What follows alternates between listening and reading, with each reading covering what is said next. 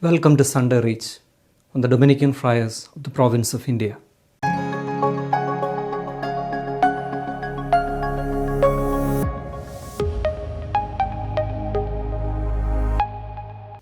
At times, fear has defeated even the greatest kings.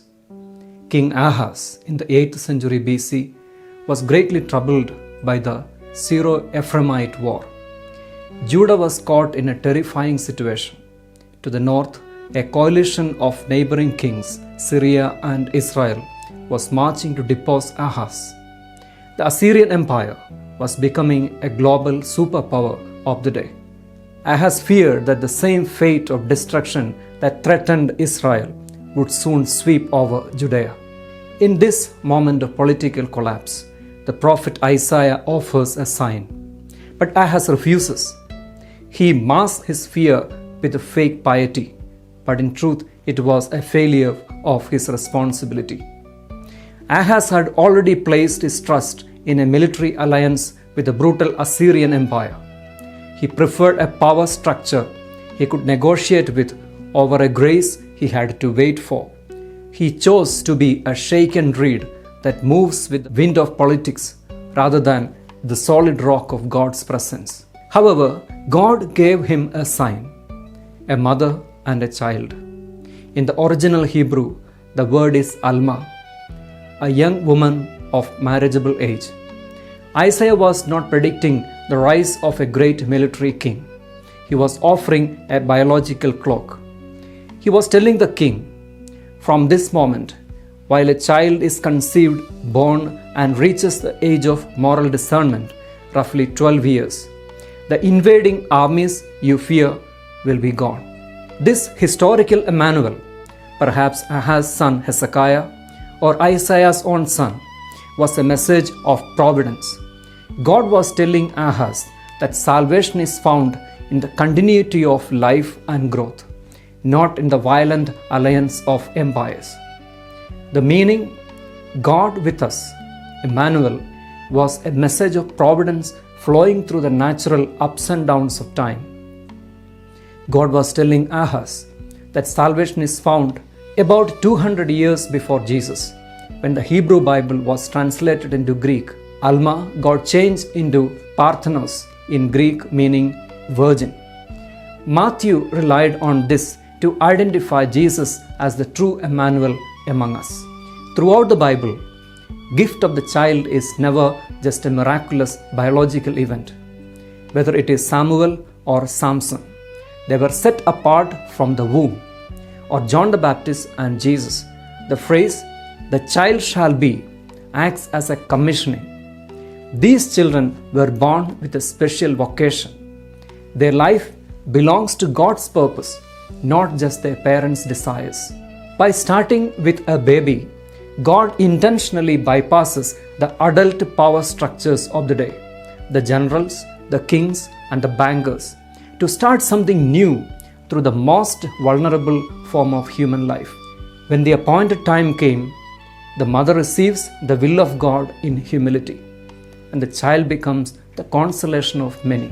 So, salvation is the restoration of the image of God, so that we too, like the mother and the child, can live to realize God's kingdom. In the Incarnation, God entered our human condition to empower us to live with God, renewing everything in the Father's love. You, O child, will go before the Lord. This child, John the Baptist, called for being a tree producing fruit.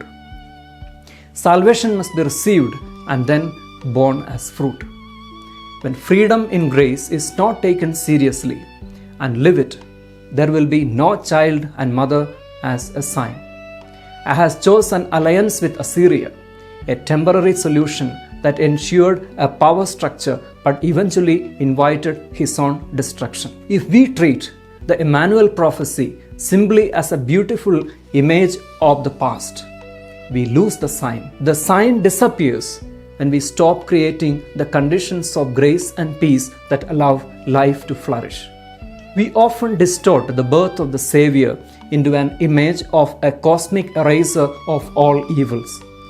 He will save them from their sins, is viewed as the traditional atonement through a retributive theology of that time, seeing salvation as a transactional wiping away of a sin debt so we can feel safe. While this salvation is attractive, it functions only as devotional coverage. But saving from sins is a liberation from the power of sin, the selfish, destructive patterns that keep us from being truly human. It is often our own choice to create and nurture them over a choice for the peace and safety of the mother and child.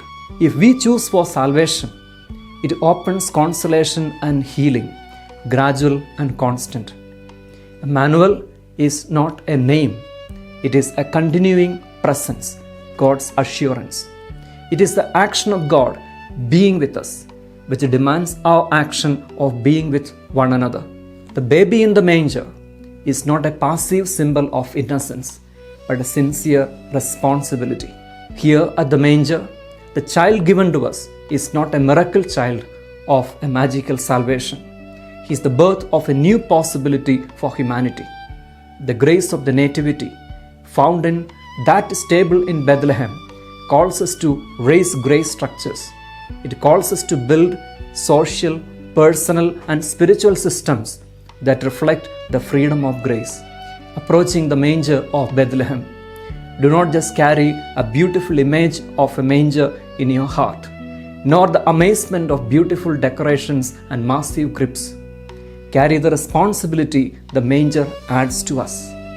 Form one small structure of grace, one act of reconciliation, one moment of sincere protection for the vulnerable, care and kindness. See the shepherds singing and helping the mother and the child, and there we will find that God is truly with us.